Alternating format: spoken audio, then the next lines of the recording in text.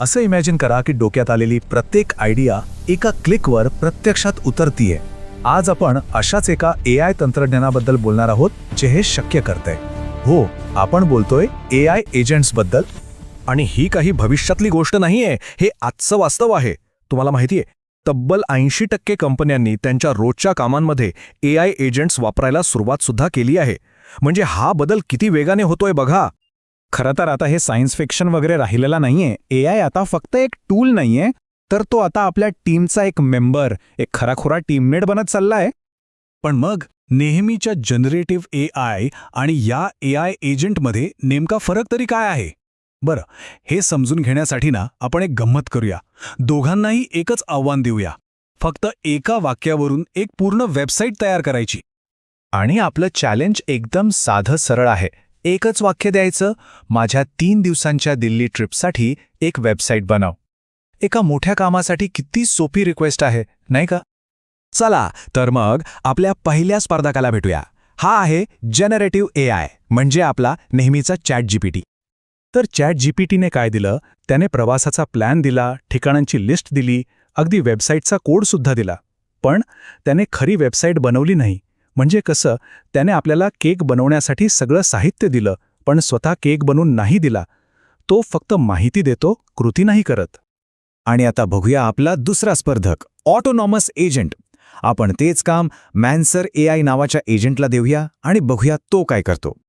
इथे बघा, याने फक्त माहिती नाही दिली, याने आधी एक प्रॉपर प्लॅन बनवला, अगदी आपल्यासारखाच विचार करून, की आधी दिल्लीतली ठिकाणं शोधायची, मग फोटो गोळा करायचे, मग वेबसाईटचं स्ट्रक्चर बनवायचं आणि शेवटी ती वेबसाईट तयार करायची. आणि आपण त्याची ही पूर्ण प्रोसेस लाईव्ह बघू शकतो. बघा, त्याने कामाला सुरुवात केली आहे संशोधनात असून की दिल्लीतली सगळ्यात चांगली ठिकाणं कोणती आहेत हे तो शोधतोय. आणि इथेच तर खरा फरक आहे. तो स्वतः एका डेव्हलपरसारखं काम करतोय. लाल किल्ला, हुमायूनचा मकबरा, जामा मस्जिद या सगळ्यांचे फोटो तो इंटरनेटवरून शोधून गोळा करतोय. फोटो गोळा झाल्यावर तो आता वेबसाईटचा लेआउट डिझाईन करतोय आणि त्यासाठी लागणारा सगळा कोड म्हणजे HTML, CSS फाईल्स सगळं काही स्वतः तयार करतोय. आणि फायनल रिझल्ट काय आहे? फक्त कोडचे काही तुकडे नाहीत, तर एक पूर्णपणे तयार, चालणारी आणि डाउनलोड करता येण्यासारखी वेबसाईट आपल्यासमोर आहे. आणि त्यातले डिटेल्स बघा, होम पेज, फिरण्याचा प्लॅन, लाल किल्ल्याची वेळ, तिकिटाचे दर, तो कधी बंद असतो, अगदी धार्मिक स्थळं, शॉपिंग, खाण्यापिण्याची आणि राहण्याची माहितीसुद्धा सगळं काही व्यवस्थित मांडलेलं आहे. तर या सगळ्यातला सगळ्यात महत्त्वाचा मुद्दा काय? तो हाच आहे. जनरेटिव्ह AI तुम्हाला माहिती देतो, म्हणजे केकची रेसिपी देतो, पण ऑटोनॉमस एजंट तुमच्यासाठी थेट केकच बनवतो. एक आहे माहिती देणारा, तर दुसरा आहे कृती करणारा. हे सगळं खूपच भारी वाटतंय, नाही का? पण थांबा, ही शक्ती फक्त मोठ्या कंपन्यांपुरती नाहीये. कोणीही अगदी कोड न लिहिता स्वतःचा साधा एजंट कसा बनवू शकतो हे आता आपण बघूया.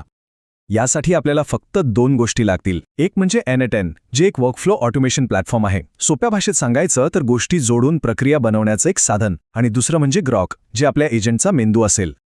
तर पहिली पायरी अगदी सोपी आहे. आपल्याला बोलायला एक जागा तयार करायची आहे. त्यासाठी N8N मध्ये जाऊन फक्त ऑन चार्ट मेसेज नोड टाकायचा. नोड म्हणजे प्रक्रियेतला एक साधा टप्पा. आता चॅटबॉक्स तयार आहे, त्याला मेंदू जोडूया. त्यासाठी फक्त AI एजंट नावाचा नोड जोडायचा आणि त्यात ग्रॉक हे मॉडेल सिलेक्ट करायचं. बस, आपल्या एजंटला बुद्धी मिळाली. आता मेंदूला जोडण्यासाठी फक्त एक चावी लागेल.